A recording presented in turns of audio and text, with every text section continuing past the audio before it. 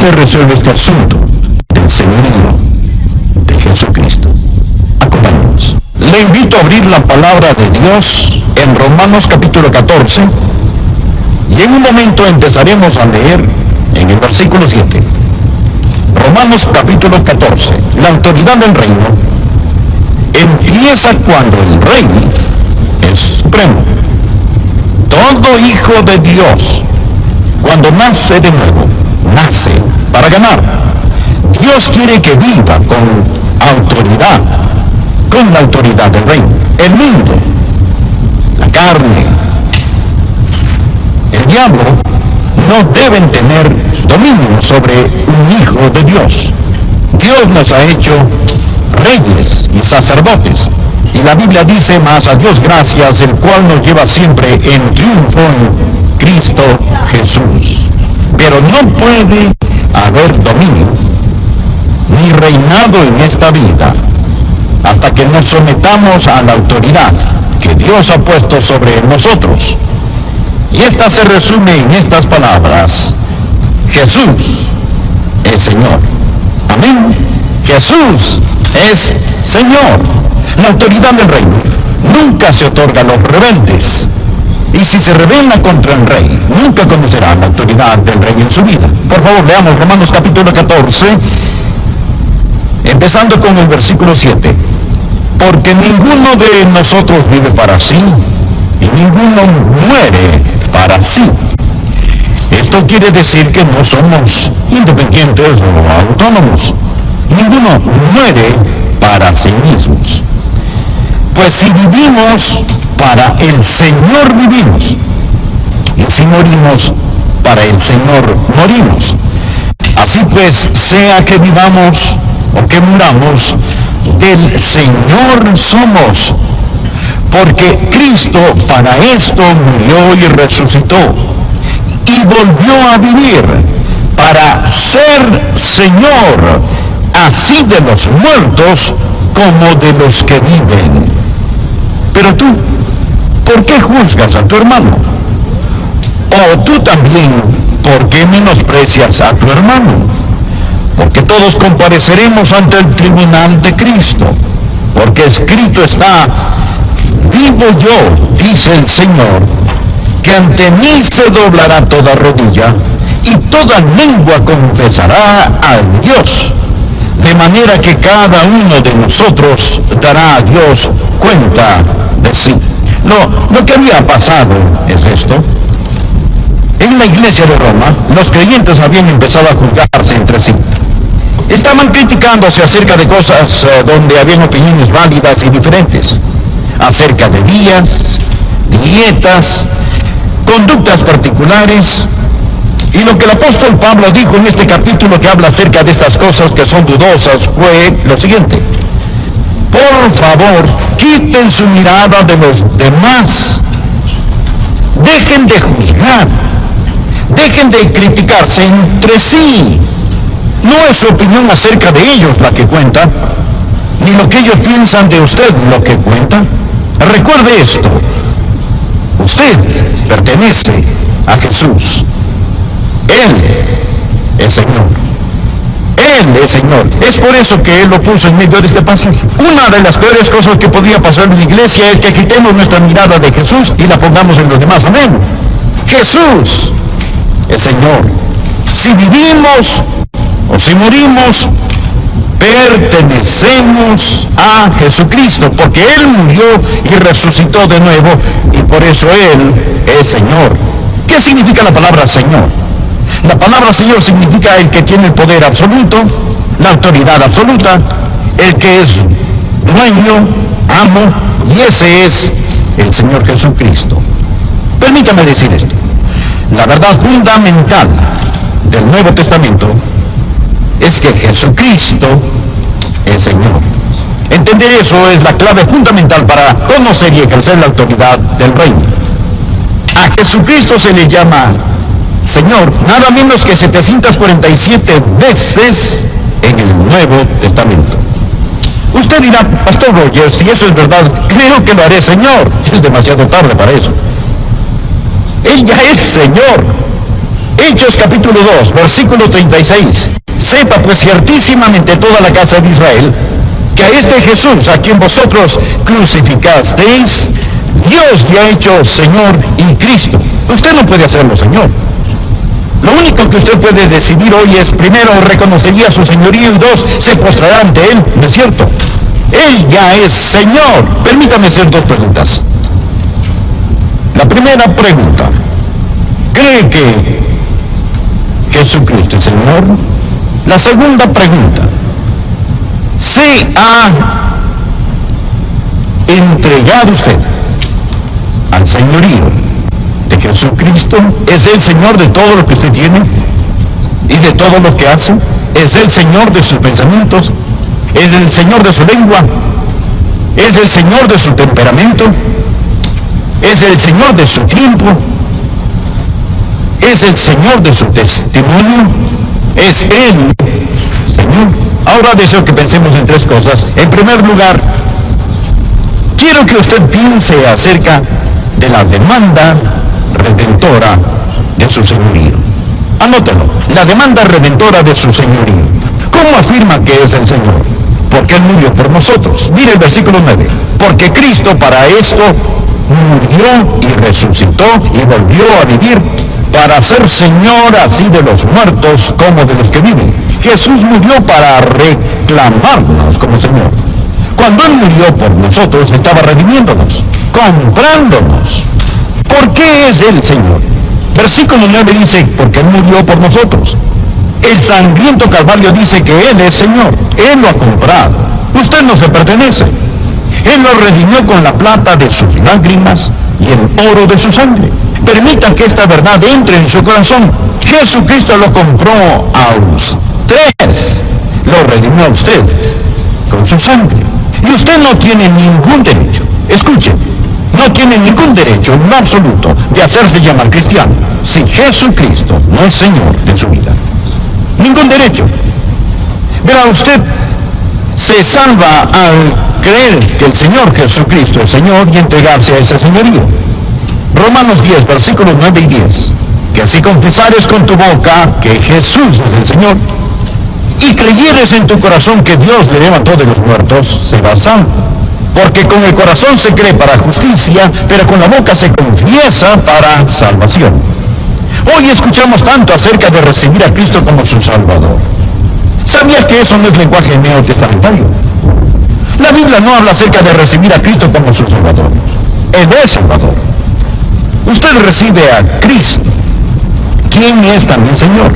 La Biblia dice, cree en el Señor Jesucristo y será salvo. Usted dirá, ¿cuál es la diferencia? Bien, cuando Joyce y yo nos casamos fue un día maravilloso. Suponga que el predicador me hubiera preguntado, ¿toma a Joyce como su legítima esposa? Imagínese que hubiera respondido, la tomo como servicio doméstico. Tengo la vaga impresión de que no me hubiera casado. Tomo a Joyce, es decir, todo lo que ella es. Verá, yo le dije a ella y a ese predicador, sí, la tomo. Y he pasado varios años aprendiendo lo que hice. Ahora, yo di todo mi ser a todo su ser. No entendía de qué se trataba el matrimonio. Aún estoy aprendiendo de qué se trata. Cuando di mi corazón a Jesús, no entendía de qué se trataba todo. Pero yo no me entregué con los dedos cruzados a mis espaldas. Yo di todo lo que conocía de mi ser a todo lo que conocía de Jesús. Yo le dije sí a Él. Yo tomé a Jesús y usted también debe hacerlo. Él es Señor. Se lo digo de corazón. Escúcheme.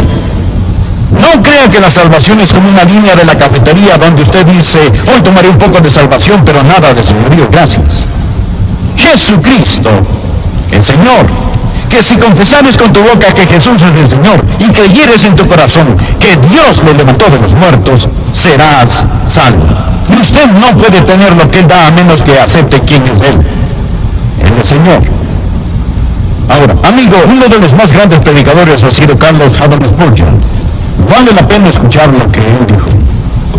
Si el converso declara que él conoce la voluntad del Señor, pero no le presta atención, eso deberá asegurarle que no es salvo. No no piensen que el Evangelio es magnificado o Dios es glorificado al ir a los mundanos y decirles que se pueden salvar en ese momento simplemente al aceptar a Cristo como su Salvador, mientras están casados a sus ídolos con sus corazones y sus corazones aún están enamorados del pecado. Si hago eso, les digo una mentira, pervierto el Evangelio, insulto a Cristo, convierto la gracia de Dios en lascivia. No es Cristo y, es Cristo o. Ahora, ¿por qué? ¿Por qué Él murió por nosotros? Para reclamarnos como Señor. Existe la demanda redentora de su señorío. El segundo punto que quiero que usted note. No solo la demanda redentora de su señorío, sino la resurrección conquistadora de su señorío. Regresa a nuestro texto, mire el versículo 9. Porque Cristo para esto murió. Él murió para reclamarnos como Señor y resucitó. Resucitó para controlarnos como Señor. Existe la demanda redentora y la resurrección conquistadora de su señorío. Él mostró ser Señor, el Hijo de Dios por medio del poder de la resurrección de los muertos. Cuando murió, se entregó por nosotros. Pero cuando resucitó, Él se entregó a nosotros. Y ahora vive en nosotros como Señor. ¿Qué significa eso para usted? Uno, significa su sumisión completa. No puede haber ningún otro en su vida. Ninguno puede servir a dos señores. Jesús no será rey en su tiempo extra, un rey de media jornada con un dúplex de trono. Significa que usted solo se compromete con Jesucristo. Alguien dijo, Él debe ser Señor de todos y va a ser Señor del todo. Segundo, significa que Él es dueño de todo lo que usted posee. Cuando un hombre posee un esclavo, posee todo lo que el esclavo posee. Y somos esclavos de Jesucristo. De paso, he notado que lo que un hombre hace con sus posesiones es una buena indicación si Jesucristo es o no Señor de su vida. Usted dirá, Él es Señor de mi vida, yo le doy el 10%. Entonces Él no es Señor del 90%. Amigo, Él es Señor de todo. Él no posee el 10%. Él posee todo lo que usted tiene. Cuando usted trae su diezmo a la casa de Dios, cuando usted da lo que Dios le ha puesto en su corazón, eso es solo una expresión tangible del hecho de que Él lo posee todo. ¿Sabe qué es lo que dice cuando usted da? Usted dice, Señor, esta ofrenda es una expresión tangible, visible de mi bendición total a ti. Este regalo representa mi inteligencia, representa mi sudor, representa mi habilidad, representa mi tiempo, mi intelecto. Eso fue lo que requirió conseguirlo, y cuando lo doy, cuando te lo devuelvo, solo representa que todo pertenece a ti y que yo soy tu administrador. Por eso, que Jesucristo viva para controlarlo significa obediencia indisputable. Jesús hizo una pregunta pertinente en el capítulo 6 de Lucas, versículo 46. ¿Por qué me llamáis Señor, Señor, y no hacéis lo que yo digo? Eso es una contradicción de términos, que quiero que vean.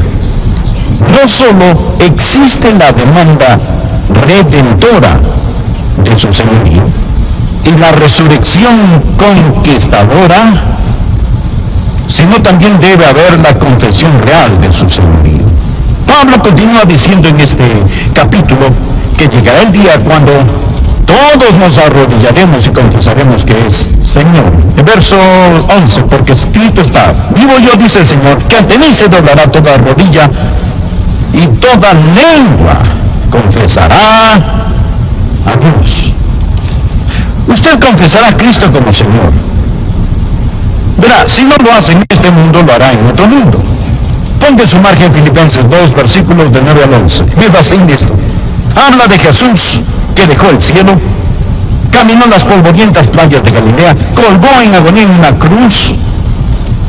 El versículo 9 dice, por lo cual, escuche esto, Dios también le exaltó hasta lo sumo y le dio un nombre que sobre todo nombre, para que en el nombre de Jesús se doble toda rodilla de los que están en los cielos, está hablando de los ángeles, y en la tierra estos son los humanos, y debajo de la tierra, estos son el diablo y los demonios, y toda lengua confiese que Jesucristo es el Señor, para gloria de Dios Padre.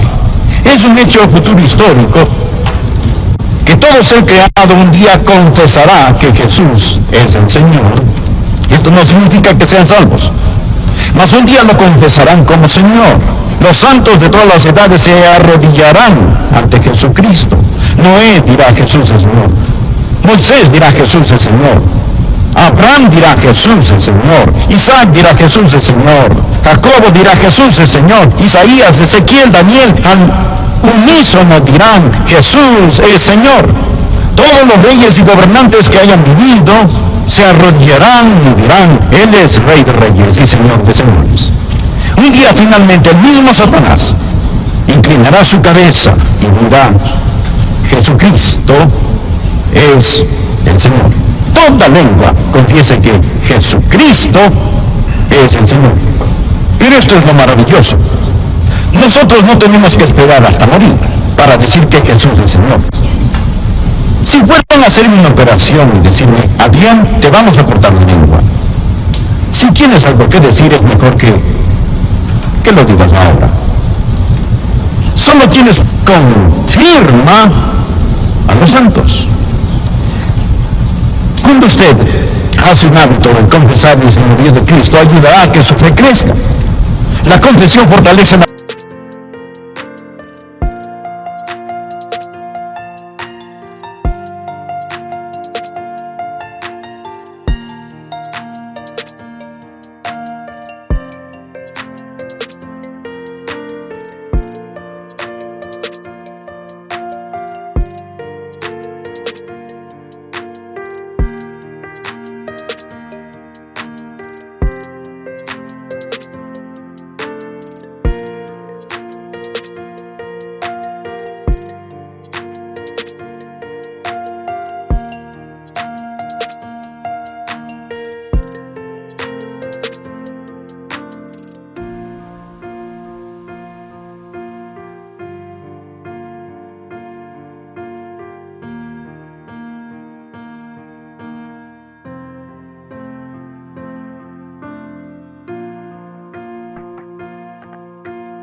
fe, y la fe fortalece la confesión. Usted empieza a hacer algo recíproco. Verá, entre más afirmamos algo a otros, más echa raíz en nosotros. No solo le ayudará para que su fe como santo crezca, sino que le ayudará para que su amor por el Señor Jesús crezca. Nosotros hablamos acerca de las cosas que amamos, y las cosas de las cuales hablamos tenemos que amar. Le diré qué más hará. No solo conquista a Satanás y da consuelo a los santos, sino que redarguye a los pecadores cuando declara que Jesucristo es Señor. ¿Sabe cuál es el problema con muchos de nosotros hoy? Muchos de nosotros decimos, bueno, no voy a ser un ganador de almas verbal, abierto, pero le diré que haré. Voy a vivir de tal forma que los que ven mi vida, cuando la vean, quieran ser creyentes. Bien, acérquese. Le quiero decir algo, mi amigo. Ellos no se salvan por su vida, se salvan mediante la muerte de Cristo. Y a menos que usted les comparte el Evangelio, no se van a salvar. De hecho, si ellos ven su vida y no entienden por qué vive así, usted está aceptando alabanza bajo pretensiones falsas. Y usted recibe la gloria en lugar de darle la gloria a Él. Pero cuando usted le dice a sus amigos, Jesucristo es Señor, y Jesús es el que me transformó,